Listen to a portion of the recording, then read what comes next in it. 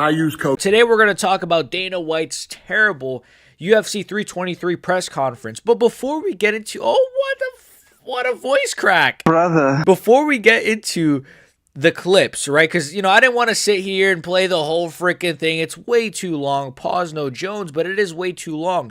So what I decided to do was just show you the clips. It's really like 2 or 3 moments that I want to highlight. But before we get to the clips, I want to play this. This is an old clip. This was around October 5th. You see the date. Keep this in mind. Keep this in mind. Just keep this clip in mind. I'm going to play it. Dana, earlier this week, you scheduled Arman Tsarukyan to fight Dan Hooker in November. Yeah. And will the winner of that fight become the #1 contender in the lightweight division? Will the number of that? Yeah. Yeah. Thank you, Dana. Keep that in mind. One more time. Will the number of that? Yeah. He said yes. Arman Tsarukyan, the winner of Arman versus Dan Hooker. This was October 5th. This was a month before the fight even took place. This was around the time it got announced. He said yes. Now, we're going to play a clip of Dana White. Recently, the UFC 323 post-fight press conference, he speaks on Arman Tsarukyan, and he's asked about Arman Tsarukyan, and this is his answer. Arman Tsarukyan, obviously the odd man out now. We expect Ilya to be unifying against the interim title winner, which would make a long runway for his I wouldn't title. say that he's the odd man out. He had an opportunity, and you guys know how that played out, and he's gonna have to work his way back. I don't give a shit what the number says. He's gonna have to work his way back. There's just too much goes into this for those type of things to happen. We had a little. We were talking back in my room tonight, and we were talking about all the crazy shit that's happened over the last. So when he says we were talking in my room, he's talking about himself and John Jones after they had casual sex. They were butt-ass naked, and they were having like a post-sex talk, and they were talking about Arman Tsarukyan, and they were talking about all of the qualms and quarrels that Dana has been through this year with fighters and the business as a whole. Anyways, I just had to clarify that part. Sorry. Years. But you can't do that. You can't get the opportunity and then you can't end that way. So he's got to work his way back. What the fuck? So what does he have to do then? Does he have to do a John Jones? Funny enough, speaking of John Jones, he is actually, I know I like to always bring him up because he's a deplorable human being, but he is kind of connected to this in some weird way. Just hold on. Because John Jones has fucked up multiple events. He has tested positive. He's beaten his wife. Anything you can think of, this guy has done. Any terrible thing you can think of, John Jones has done. Chance after chance after chance. He comes back after a 2-year freaking steroid suspension. Yep, free title shot. You get your belt back. He comes back after, title shot. And if you're going to say, but he's a bigger star. He's such a big star because the UFC allowed him to be a big star because they kept giving him opportunities that he didn't deserve. Whereas Arman Tsarukyan, he can't become a star because they don't even want to give him a title shot. And I'm not an Arman Tsarukyan fan. You guys know this. I've crapped on him for many, many months. I've been the #1 Arman hater on this platform for a long time. With that being said, all I ever wanted was for him to fight one more time. I did not want Arman Tsarukyan to fight Ilya Topuria coming off of, a Charles Oliveira split decision a year and a half ago, 2 years ago at this point. I said, no, well, at least Arman should fight one person. It could be Gamrot, Fiziev, Dan Hooker, Benoit Saint-Denis for all I care, Rufi for all I care. I don't care who it is. I just wanted Arman to fight one more time. He did that, and he dominated Dan Hooker, and he looked amazing, and it was a great performance. He showed he's not rusty. He showed he's not washed. He showed he's not, and no, he looked amazing. He won. Now we should get a title shot, right? You would think so, right? No, instead they put him on ice again. So now and I understand, look, I understand that Arman Tsarukyan has not been a model employee. He assaulted a fan. He headbutted Dan Hooker, at the freaking weigh-ins. He missed weight.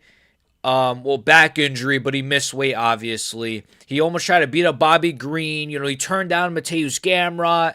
They wanted him to fight Gaethje on short notice, which that was the one where they ended up going with Fiziev. Obviously, this was this year, by the way. This was on the Alex Pereira Ankalaev card, I believe. They wanted him to step up on short notice to fight Justin Gaethje, and he wasn't in shape. He was out of shape. He wasn't in shape, so they obviously called up Fiziev, who was in shape. So obviously, he's not been a model employee. He's not stepped up when they needed him. He's not helped them. With that being said, bro, he's number 1, number 2 ranked for a reason. He beat Charles Oliveira. He KO'd Beneil Dariush. You're giving Paddy Pimblett a interim title shot off of a win over who? Who did he beat again? What, Tony? No. Oh, Michael Chandler. Yeah. Oh, before that, it was the great Tony Ferguson, who was on a 10-fight losing streak. And before that, it was the great Bobby Green, who was on a... You get the fucking point. So you're giving Paddy Pimblett a title shot, an interim title shot off of... names like... Come on, bro. Like, Fares Yam is more deserving of an interim title shot at this point. It's crazy. And then Justin Gaethje...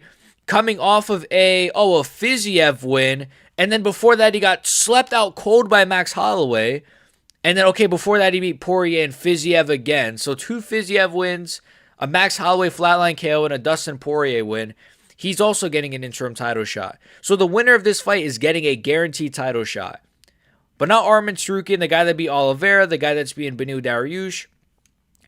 The Beneil Dariush that Arman beat, at the time he beat him, because that was a Dariush that was coming off of 1 loss, and it was against Oliveira. That's a better win than Fiziev. That's a better win than at the time I'm saying that he beat him. Not now, but at the time he beat him. That was a better win than Fiziev, or better win than a way better win than Chandler. Even now it's probably still a better win than Chandler. Let's be honest. Chandler is just a bigger name. So for Arman Tsarukyan again to get passed over, and Dana saying, I don't care what the number says. I don't care that he's highly ranked. The UFC is going to turn into boxing in 2026, and it's going to be awful. Don't get me wrong, they've announced some really solid fights. And to be honest, this is one of these situations that I'm not...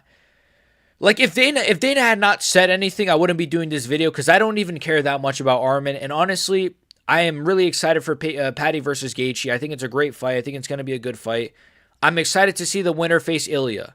With that being said, Dana coming out and saying this, saying... he has to work his way back, and I don't care what the number says, made it 5 times worse. Because he's acknowledging it's a shit decision, and he's doubling down on it, saying at least come up with an excuse, Arman, come up with some, even if it's an elaborated excuse or something that's really dumb, at least come up with some kind of an excuse. He's flat out saying, I don't care about the rankings, which... it's very obvious by the fact that Diego Lopez is about to face Volkanovski.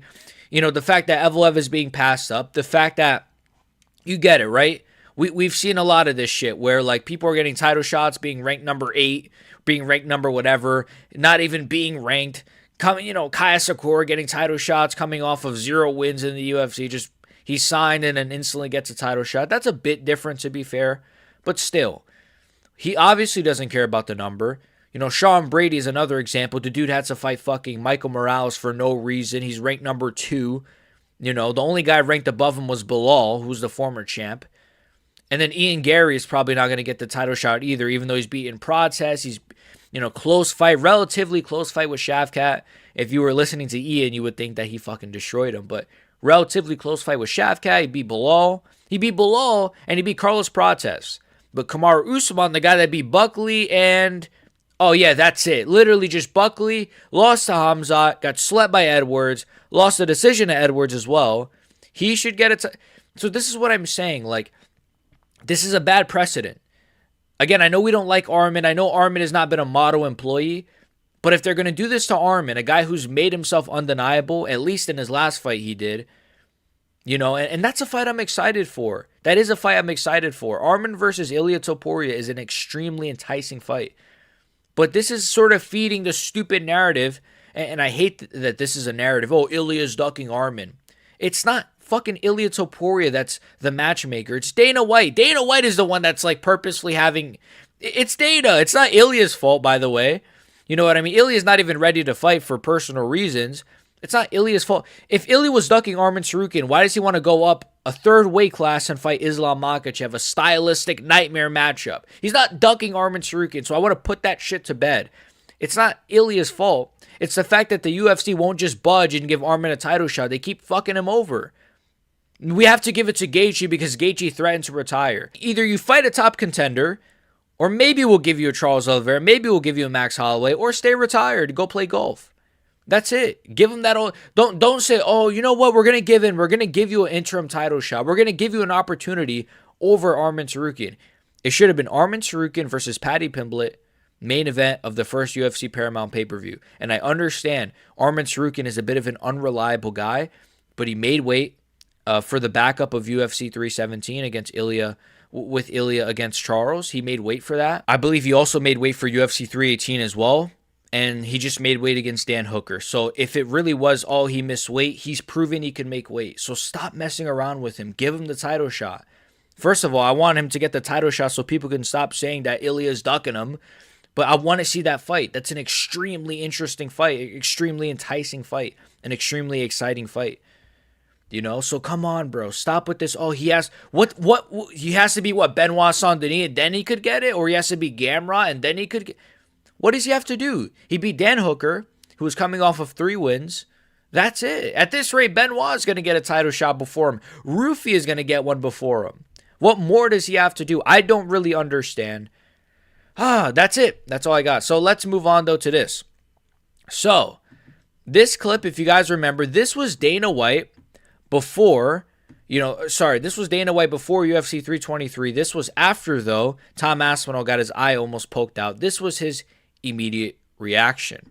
Keep this in mind when we show the clip afterwards. Keep it in mind, please. Showing, shitty ending, I think that after the Jones fight, a lot of people wrote Cyril Gane off. He looked damn good tonight. Would you like to just rebook these guys as soon as Tom is able to get back in there? Yeah. Total pain in the ass, but yes, as soon as possible. It's unfortunate that it ended the way that it did. And yes, I think that there probably will be a lot more interest in the rematch after they saw, he had Tom bloodied up and, Tom didn't want to continue in the fight. So the rematch is very interesting. Have you got any just like the words that you chose? Yeah, Tom bloodied up and Tom didn't want to continue. Not necessarily if that was John Jones, it would have been like, hey, it was really close. I had Jones winning that round, but, if it was anyone else, he would have been a lot more gracious, but yeah, Tom bloodied up and he didn't want to continue. So I spoke about this in the past, but I wanted to bring it up because he recently, I guess, clarified, quote unquote, his sort of stance on this. This is interesting. Obviously, Aspinall did respond to the original clip I just played. He did say he wasn't happy is the point, but yeah, Dana's going to respond, I guess, to Aspinall's response to Dana. Let's just play this. Tom Aspinall did interviews recently saying that his eye is not better. He was a little bit disappointed with some comments you made. Have you spoke to Tom? Do you know anything about that? And what's your reaction to what he said? I have not. Yeah, I mean, I get it. I don't remember exactly what I said. What did I say? Just said you think that I think his eyes are okay. Yeah. Here's the thing. So obviously, no, that's not what you said. You said he had Tom bloodied up and Tom didn't want to continue. Not that you said his eyes were okay. So see, this is the problem with the journalists. This is and I should have mentioned this in the Arman clip as well. The fact that neither this journalist or the Arman Tsarukyan journalist, the one that asked the question about Arman, neither of them thought to follow up with questions. Like, if I was the journalist asking about Arman Tsarukyan, I would have said, yeah, Dana, but what does that mean he has to earn his way back? He already beat Dan Hooker. Does he have to fight 2 more times, 3 more times? Is he any less deserving than Paddy or Gaethje? He has better win. Follow up with questions. These guys are like brain dead reporters who just ask one question like robots and then, oh, that's my headline, I guess. If you actually were good at your job, you would ask a follow-up question. Yeah, Dana, I know, but well, here's the quote, Dana. You should have the quote ready. If you're going to ask Dana White about the Tom Aspinall situation, you should have the quote in front of you so that Dana can't squirm his way out or run away from the question. But no, I guess we just have to be brain dead. They all sound brain dead too. No offense, but the fucking journalists all sound retarded too. So obviously, and I know Tom said, I haven't even talked to him and all that stuff, but we have people all over him right now, checking up on him, making sure he's good. Does he need any help or, any specialists? Yeah, I'm no doctor. I'm just saying what I've heard, and that was in no. So you're no doctor, but when John Jones wants you to come to the room and role play as a doctor, you're fine doing that, anyways. Way, it wasn't said in a way that they're like, oh, what do you think? I said, I think he's fine. Or it wasn't like that. I said, I think Tom's eyes are good. He's gonna take some time, heal, come back to, that's all I said. That's not the problem. The problem is you said, yeah, Tom bloodied up and Tom didn't want to continue. And I'm pretty sure if you watch Aspinall's clip, that's also the clip he used. If you watch Aspinall's video, that's the clip he used. Yeah, Tom bloodied up and Tom didn't want to continue. You made it seem like it was just Tom Aspinall's choice to not continue. When it makes it seem like Tom could have continued, but due to his own choice, he didn't want to continue. That's the problem. Because he couldn't continue. And people could say, oh, but, the doctor said he was fine in the moment. They'll always use that excuse. Yeah, the same doctor that said, that told all the media, by the way, and told Dana White, who went out to the media, the same doctor that said, oh, no, Pantoja dislocated his shoulder, not his elbow, for like the entire night, by the way. So, yeah, the UFC doctors are geniuses. The same doctors that stopped the Colby Covington-Joaquin Buckley fight because of a minor cut. A minor cut. And then the lady got like all squirmish and was like, ooh, that's bad. We're calling it. Because she got squirmish, by the way, over a cut. Even though she's supposed to be a doctor for a combat sport. She got a bit squirmish and called the fight. So, yeah, these doctors are A+, man. A+ doctors. Anyways. I wasn't saying anything negative toward him. I think the thing's going to be taken out of context, or he didn't see what I said, because I don't even remember what the fuck I said. But never once did I say anything negative about him or, in a derogatory way. I'm sure he's upset and fired up, and, he'll get better and we'll get him back in there. Half-assed apology. At least he didn't double down, I guess. If we're us Aspinall fans, I guess we'll take that. He didn't fully shit on our boy again, but a bit half-assed, a little bit. I don't remember what I said. It's like, you remember what you said, bro. You're not that stupid. You're really not. But he's gonna play dumb, I guess. I don't know. It's obviously he's enjoying some cheeseburgers. I mean, look at the state of this guy, bro. Like Dana White is back to he's back to form, man. He's back to the prime fat Dana White, but. Yeah, it's just crazy, man. It's just crazy. He all of a sudden he can't remember what he said. He can't remember this. And the journalist is awful at their job because they don't even ask follow-up questions, or they'll ask Dana White a question, but they don't even know properly what their own question is. It sucks. It is what it is. Yeah, let's move on though to this at the end. The sad news. I'm gonna reveal it to you guys. You ready? Dana White confirms he signed a new 5-year contract extension with TKO to remain the UFC president. 5 more years of this, so in my opinion, this is the perfect ending. It's like, I don't know, it's like a sort of like one of those post-credit scenes where it's like, oh, he's still alive or something. So, I ranted this entire video, but 5 more years of Dana White, which means 5 more rants, I guess, or 5 more rants? No, 5 more years of rants. I'm out of breath. I got to get out of here. Make sure you guys... 5 more years of Dana White fucking, shitting on Arman Tsarukyan and Tom Aspinall and then shitty undeserved title shots. Make sure you guys like, comment, share, sub. Let me know your thoughts. Do you think Dana White's retarded? Do you think I'm retarded? Don't answer that one. Love you guys. See you guys. Peace.